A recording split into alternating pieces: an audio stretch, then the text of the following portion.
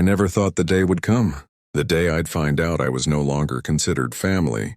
But that day came quietly, through a message I wasn't meant to see. They were all going on a family trip. My son, my grandchildren, my daughter-in-law, everyone, except me. And the reason was a single word, she. Not mom, not grandma, just she. I was folding laundry when my phone buzzed. A notification popped up and disappeared just as fast, but I saw it, a picture, suitcases, beach emojis, laughter. A caption read, "Family trip loading." My hand started shaking. I opened my messages, scrolled, refreshed. Nothing, no invitation, no explanation, just silence. So I did something I hadn't done in years. I called my son. He didn't answer. I called again, and again. Finally, he picked up. His voice was tight, careful, like someone already tired of the conversation. I asked, "Are you all going somewhere?" He hesitated. Then he sighed. That sigh told me everything. "Yes, Mom," he said. "We're going on a trip." I swallowed. "And I wasn't invited?"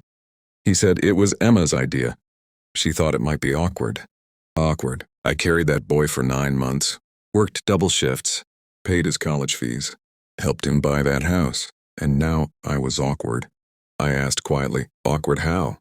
He didn't answer. I asked again. This time he said, "She wants time with real family." Real family. Something inside me cracked, slowly, quietly. That night I sat alone and stared at the walls. The same walls I paid for, the same roof I put over their heads when they couldn't afford rent. They said it would be temporary, just until they got on their feet. That was 6 years ago. I cooked. He babysat. I cleaned. I stayed quiet. When Emma rearranged my kitchen, when she corrected me in front of guests, when she called me old-fashioned, I thought peace was more important than pride. I was wrong. The next morning I saw the group chat. Emma had written, "I just want this trip to feel peaceful. No tension, no judgment." And my son replied, "You're right. It's better this way. Better without me." I felt it in my chest, a slow, quiet hurt. While they were packing suitcases and booking excursions, I was packing papers, the deed, the agreements, the lawyer's number I hadn't used in years. Everything was in my name. Every single thing. I sent one message, just one. "Since I'm not considered family, I think it's time we stop pretending. Please be out of the house within 30 days. Then I turned my phone off. They called me 47 times.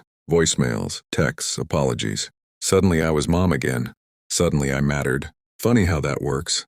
I realized something very clear. They never thought I'd choose myself. When they came home from their trip, sunburned and laughing, they found me sitting calmly at the dining table. Emma froze. Her smile faded. My son's face went pale. I stood up slowly. Looking at each of them, I said, "You didn't want me on your trip. So I won't be part of your safety net either. I won't be the one who cleans up the messes you refuse to face. I won't be invisible anymore."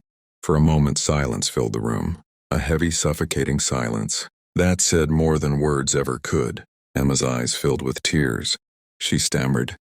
I felt pressured. I didn't mean it that way. I was only trying to protect my peace.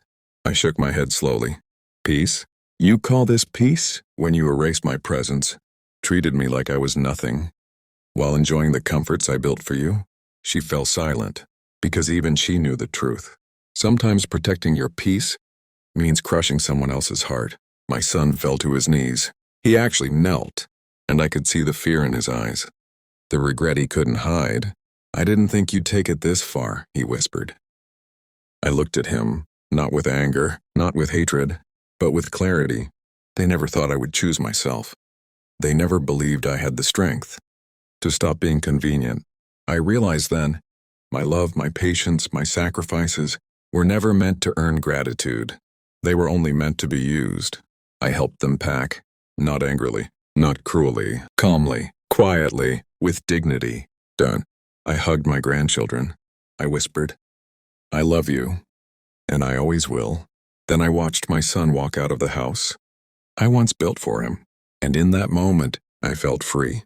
People say forgiveness is everything, but sometimes self-respect has to come first. I wasn't excluded because I was difficult. I was excluded because I was convenient. The moment I stopped being convenient, I became powerful. Remember this. Never let anyone enjoy the benefits of your love. While denying your place in their life, your love is precious. Your respect is non-negotiable. And if someone chooses to take from you without giving you your worth, let them go, because the strongest justice is choosing yourself.